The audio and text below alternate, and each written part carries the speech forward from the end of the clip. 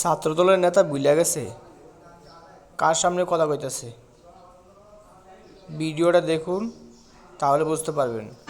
রুহুল কবির রিজভী ভাইয়ের নেতৃত্বে signature committee হয়েছে। হ্যাঁ, ট্রু, অস্বীকার করার কোনো সুযোগ নেই। আমরা বিএনপির সহযোগী ছাত্র সংগঠন। এখন দেখেন, এটা কিন্তু হাইকোর্টের রায় আছে, এটা কেউ মানছে না, বুঝছেন? আপনার প্রতিটা কথায় অবজেকশন হচ্ছিল, আমি তো কথা বলিনি, আমি বলি। ভাই বলেন ভাই। সেটি হলো, না বললে হবে ভাইরা।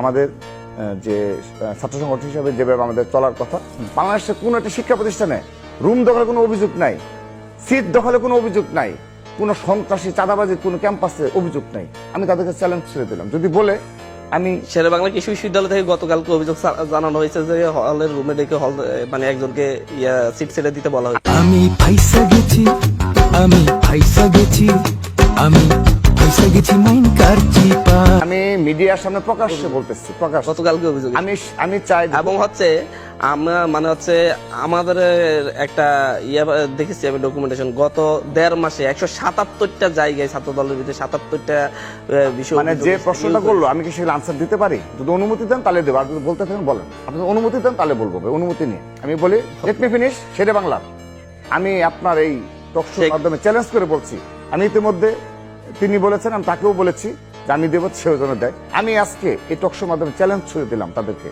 যেখানে সমস্যা হবে আপনি আমাকে বলবেন। চ্যালেঞ্জ কত রাকিব ভাই? Here I come. Oh, here I come. Oh.